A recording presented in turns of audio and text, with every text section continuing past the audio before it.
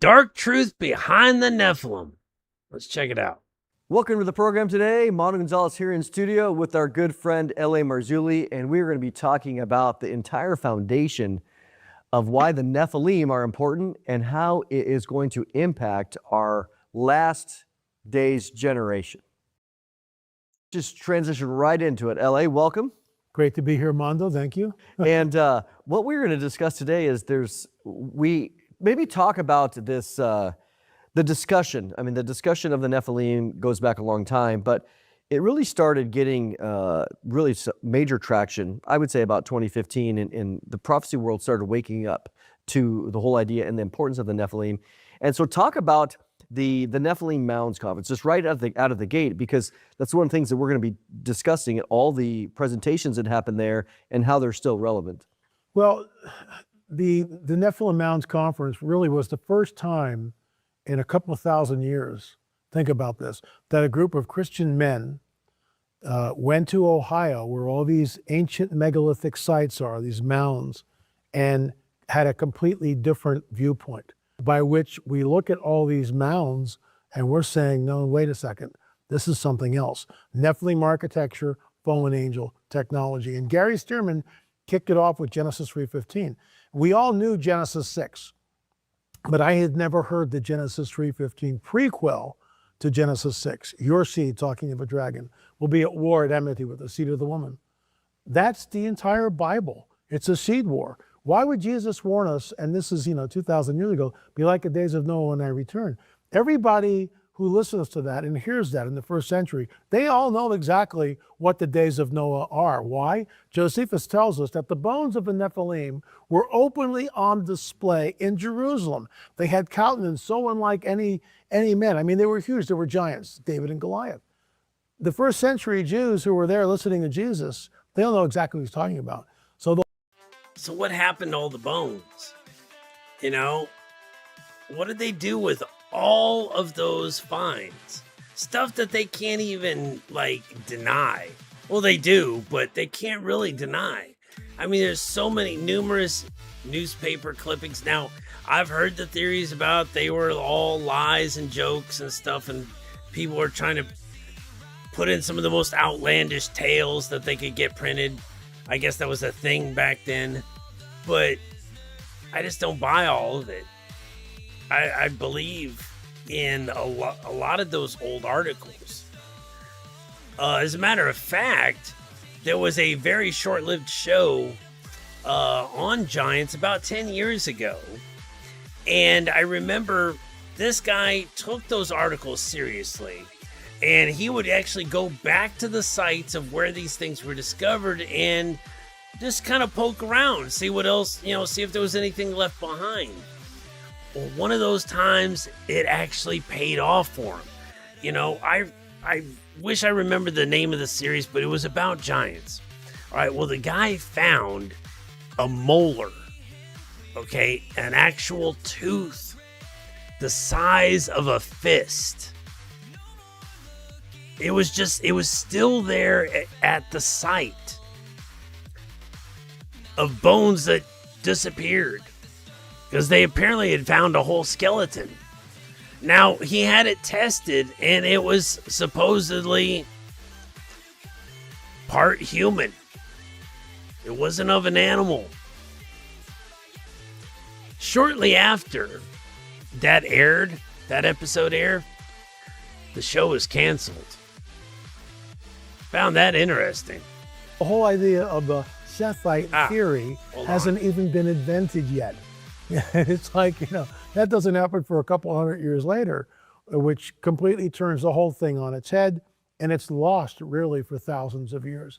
So the Nephilim Mounds Conferences pulls back the covers and reveals the plans of the enemy. And I'll tell you something, folks, here. All these areas that we talk about, these are highly charged areas in and around Newark, Ohio, and other places in Ohio. So are you kidding me? You can't dig to see what's in these mounds, but we can build a golf course around it, through it. Unbelievable. Ohio. To me, I find it fascinating that when you look at the Bible, there's no doubt for most of church history, we can understand the gospel. You can read the book of Gospel of John, you can read John 3:16, you can understand that Jesus loves me and died for my sins. And that is a great depth, life-changing thing. But it's also, and this is meant in a nice way, it's first grade level.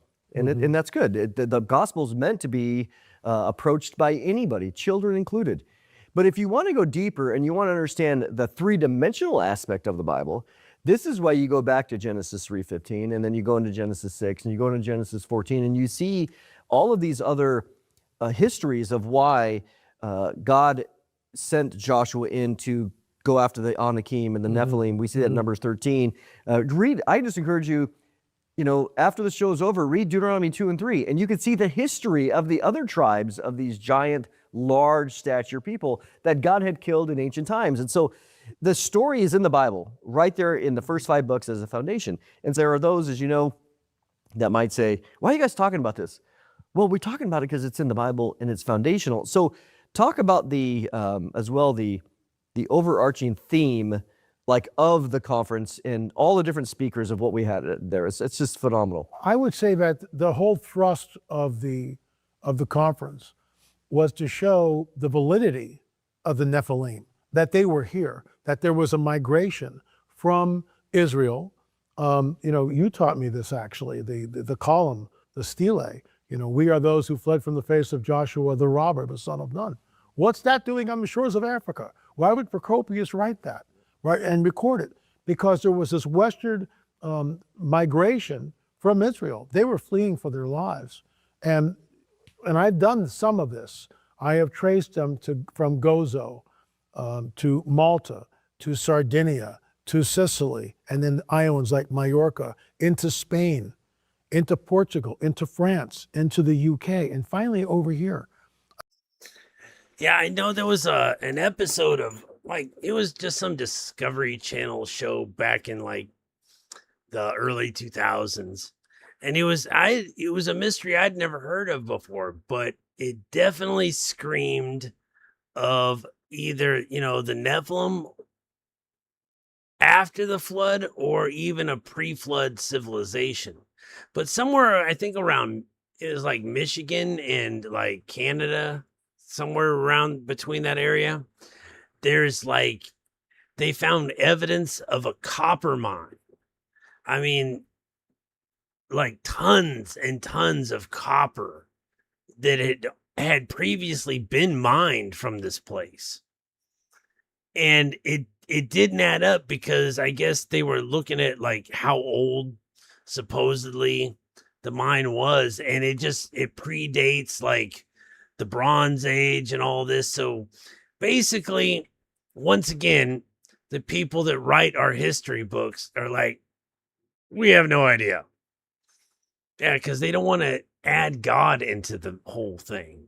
I mean, when you stand in the UK and you look at Silbury Hill, and we filmed there, and I look at the camera and go, am I in Ohio or someplace else? Because you can't tell.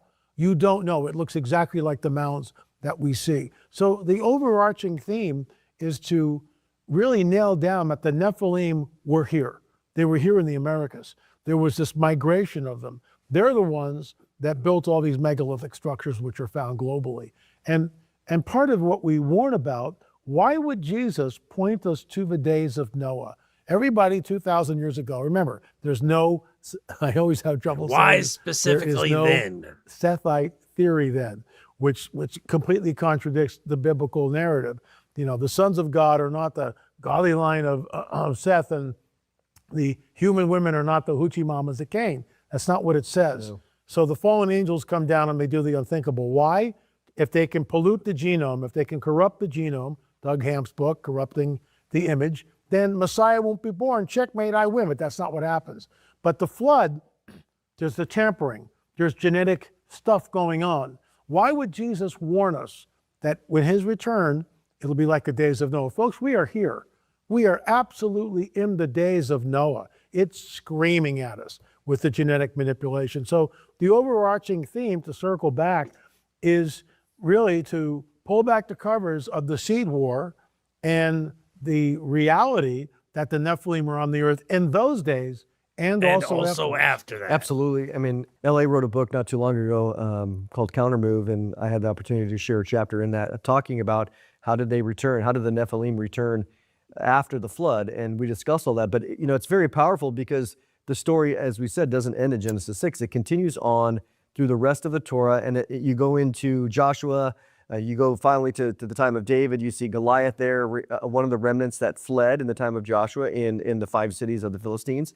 It's just absolutely amazing. And when you get to the New Testament does address these things, and that's why it's important. Again, it provides this theological backdrop to the richness of the gospel and Jesus's victory over the principalities and the powers. And I want to talk about Russ Dizdar in a minute, and that might be a name you have heard or haven't heard from for a while. We're going to discuss him in just. God rest his soul, but Russ Dizdar, man, I used to listen to him back on the day, and most Christians aren't ready for Russ Dizdar. He preached heavily a deliverance ministry. I learned a lot from that man. I did. And the power that we have as Christians, man. Just a minute, but we're going to take a little break where you can see how to get our magazine, which again goes into not just this topic for sure, but all the other various topics that are happening right now with Israel. The world is changing very quickly, so take a listen. Back, we are here with L.A. Marzulli talking about this 10 DVD set, which has got 20 hours or so of just really foundational material that amazing. hasn't lost its power. No, not at now, all. one of the main speakers in the set is Russ Dizdar, and I never had the chance to meet him. Of course, you did for sure. Talk about him and really what he has some great contributions here. Yeah, Russ and I were at 90 conferences together, 90 conferences. He was a battle buddy. He would walk into the room, we would look at each other, and our faces would just beam. We met at this one conference years ago in Ohio. It was the first conference we were ever at. So Russ gets up and he's talking about the backbreeding of a Nephilim. He's talking about super soldiers. And I'm sitting there going, oh my gosh. And then I get up and I speak. And afterwards we realize we're looking at the same thing from slightly different angles. And that was it. We were at 90 conferences together, like I said. Wow. Russ was very much into what the Nazis were doing. He actually went to Wedelsburg Castle in Germany. And get this, folks, he actually went down to the secret chamber down below where they had the skulls, of Manichas on the wall, the black sun directly overhead. And he prayed there for 20 minutes. He prayed there for 20 minutes and no one came in and bothered him. Did he break something? Possibly. There were also elongated skulls that were found in and around that area. Remember, the Nazis were full-blown occultists, absolutely. And Russ was always looking at the backbreeding to try to create the super soldier. The question is this: are they doing it today? In my opinion, they are, and that's very disturbing. Yeah, there's no doubt that there's other stories of, again, even in the Gulf War, where the American troops first came in, they immediately, you think, they went straight to the museum. Yeah.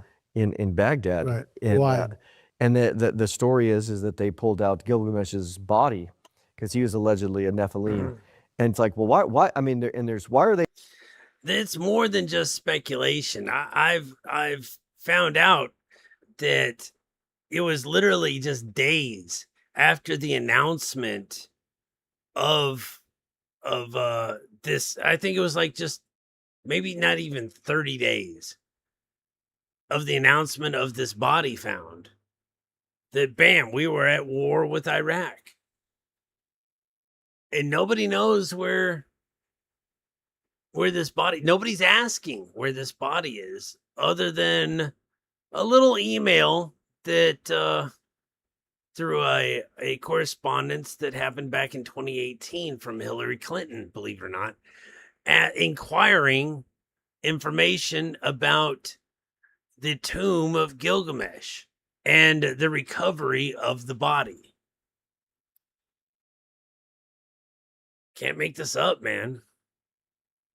Pulling this sarcophagus out, I mean, why there? That seems interesting, but it would be no surprise that they wouldn't want Nephilim DNA of some kind, or trying again militarily to use it for some reasons. I find it a fascinating story. I wasn't there, I can't prove it, but I find it interesting and very plausible. It's very plausible. I was Very threatened plausible. for our work on the Kandahar Giant. I've talked about this numerous times, that I was threatened by a guy from the deep state, 3 different ways that they would come and get me because of the work on the Kandahar Giant. They didn't like that, because what we were doing is showing that the Kandahar Giant, There's first of another all, was one. real. It was about 12 to 14 feet tall. The body was definitely taken. We have a second witness. I just love the naysayers on YouTube. Oh, no, Dad. And it's like, excuse me, I've talked to a second witness.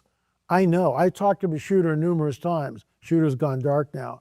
It was real. And there were, and Steve Quayle also, had a pilot. Independent, yeah. Independent of ours, 2 giants, 2 different years, 2 different locations. So something is going on. They don't want us to know about it. What was interesting is after he approached me, the whole thing just kind of went away. Trump got elected in 2016. So this is like in 2016 in Dallas. And I had an armed bodyguard next to me. And, he threatened me, like I said, 3 different ways. Look, they take the DNA and they're doing stuff with it. Well, the key on that is that they were, at least one of them, they were transporting the body back to Wright-Patterson or something like that. Right. So they wanted the body. So it wasn't just killing and rescuing soldiers. They wanted the body. Burying it. Yeah. Look, we had on my show, on my YouTube show, I had the grandson of the witch who lived in the Kandahar province right near the cave. She would go and take livestock like goats and put them to the stake to feed the giants. How do I know that? Because this kid, that was his grandmother. She was a witch. So it's, we have way too many people that have come on the record. I had a really interesting conversation with a gentleman who was in Special Forces, and he told me off the record, can't go public with it, he can't, but I can, that they were dispatched to the cave where the original giant was shot, and they went into the cave and there was a firefight in there. And they killed 1 more and the other 2 vanished. So they can jump through space and time, which is exactly, and some of you are going to go, oh, LA is really off the deep end, but I'm not. Before you say that, do some research. Yeah, there is some truth to that, because the fact that they are, in fact, they're a hybrid. They're part supernatural. All right, their fathers, they house angelic DNA in their bodies. So yeah, they have abilities that far exceed anything that we're meant to do here. Sasquatch, and we actually have film of this, can pop in and can pop out. So we're looking at the supernatural world, which most of the churches never want to talk about. I believe that. Because I get it, it's kind of woo-woo, but when we read our Bibles, do we actually believe, and you know where I'm going with this, what we read? Floating access, talking donkeys, virgin birth, men that walk on water, word of exchange and wine. That's all supernatural stuff. Men that are taken from one place and transported to another place. Think Philip here. When Jesus does the miracle and calms the sea, and instantly they were at their destination. So if the destination is here, and they're on the Sea of Galilee here, how do they get from here to here instantly? That's called teleportation on some level. Do I understand it? Nope, I don't. But all I know is this, that the supernatural world is real, and sometimes it manifests to people like you and me. And that's what we're talking about here, because the Nephilim are back on the earth today. It's different. Hybrids are walking amongst us. We have films on this. I mean, we've only got a half an hour, and I'm kind of jumping around like a frog on a hot plate. I get that. But the bottom line is this phenomenon is real. And why would Jesus warn us that it would be like the days of Noah? I mean, that's a huge deal for him to say that. And I believe we're in the days of Noah. Hybrids are walking amongst us. They are taking the DNA from the giants in Afghanistan and Iraq, and they're doing something with it. Are they creating super soldiers? Back to Russ Dinstar. That's what Russ believed, and I believe it too. The key thing in all this is context. And so when Jesus is speaking this and talks about the days of Noah, the people in the first century They were very knowledgeable of the book of Enoch. We just know this. It's in the Dead Sea Scrolls. These writings are everywhere.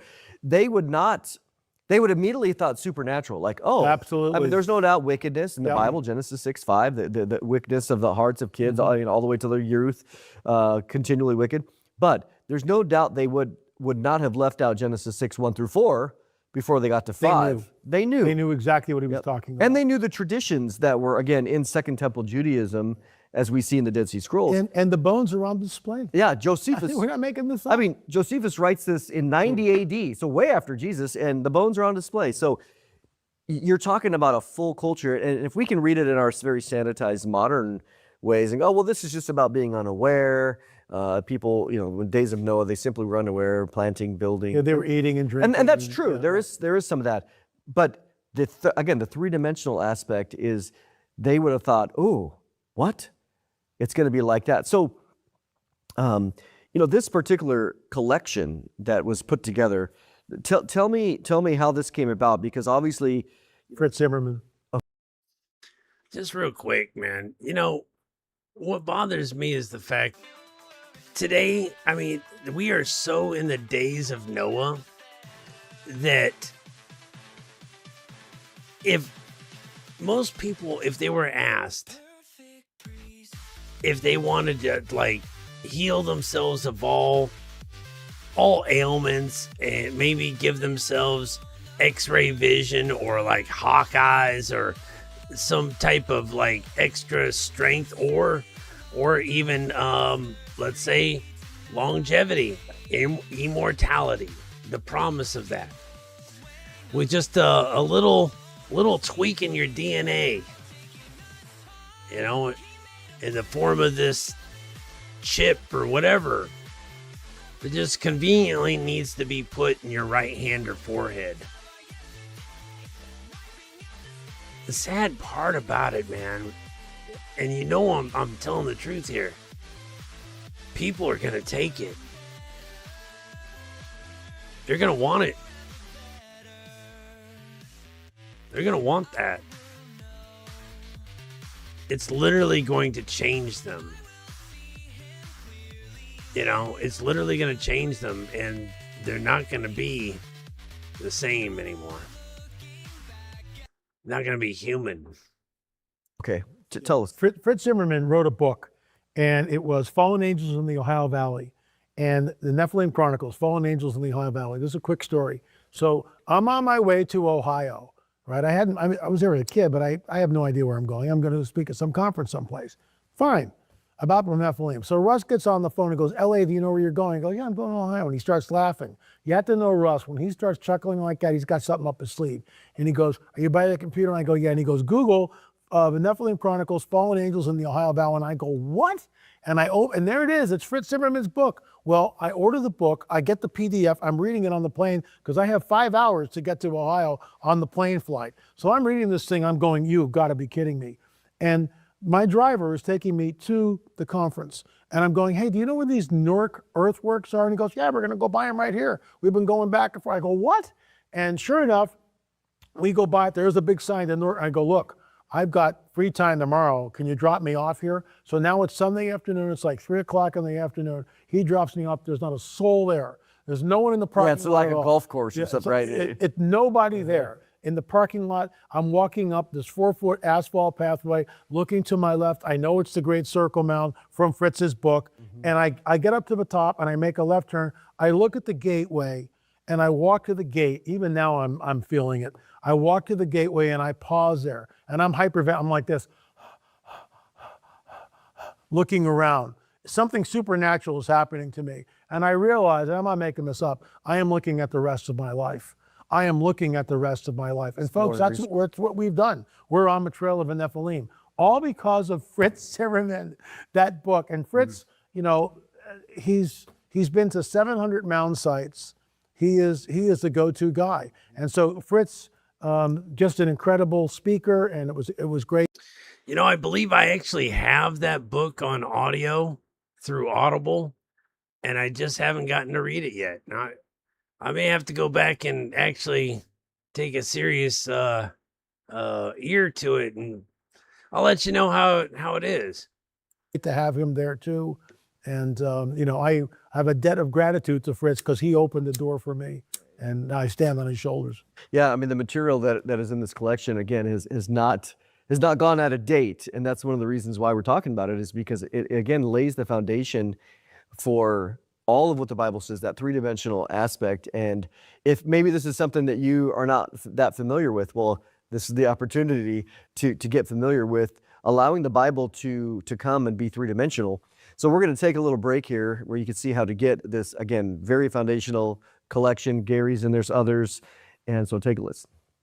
Well, welcome back. We are here with L.A. Marzulli. And L.A., one of the things that I find fascinating about the entire discussion is, again, I have a background in academia, at least in the sense of archaeology. And so I understand the value of it, but I also understand the snobbery of it, And so you have these conventional viewpoints, which we see, and they have their agenda.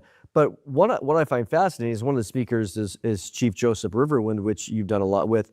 And he's a Native American, and he describes their oral traditions and how it conflicts Completely. And so talk about that. Well, the oral tradition basically is when they find a child who they realize the child has a gift. They can memorize things. And so from a very early age, like we're talking 4, 5, 6 years old, they begin to tell the child, the story keeper tells the child the tribe's history, the oral tradition. He's not allowed to change a word or add a word to it. And that oral tradition is literally sacrosanct among First Nation people. Every single tribe, I'm quoting Chief Joseph here, every single tribe in the Americas has stories about the giants that were here. That makes sense, though. Especially the whole picking the gifted one, the one that can, is good at memorizing stuff. The Jews did the same for a lot of, of things. It was through oral, and written tradition. So Chief Joseph Riverwind and the oral tradition, the giants were here. Absolutely, they were here. But that's pushed to the side, just like, Native Americans built the mounds, but they just forgot that they had done so. One of the most racist statements I have ever heard, because it goes against the oral tradition. All the tribes, we didn't do this. It was here when we got here. How many times do we have to hear this? But they discount that because it's the oral tradition. Yeah, exactly. And so, we got about 90 seconds left, but wow. To things go quick. Take a minute to discuss, again, some of the work that we did in seeing the intervention of the DNA. I mean, you and I went down, we took 56 samples, I believe. 58, yeah. 58 samples from these elongated skulls in Peru. We've been still doing it, and we've got new information, which will be released probably in September, peer review paper from a world-class geneticist. These are not human. That's all I can tell you. They are not human. These hybrids of some kind. And our DNA proved that they came from the Middle East. What are they doing in Peru? They shouldn't be there unless there was a diaspora, which is what our theory was, and this proves it, in our opinion.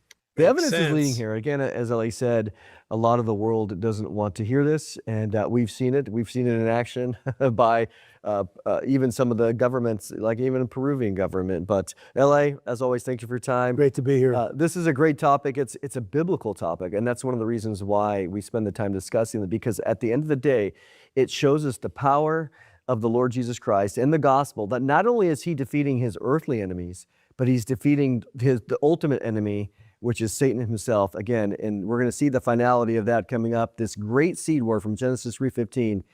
He has been defeated, and Jesus is going to get the final victory as we see this return. So thanks for watching today, as always. Thank you for your prayers and support. We'll catch you next time.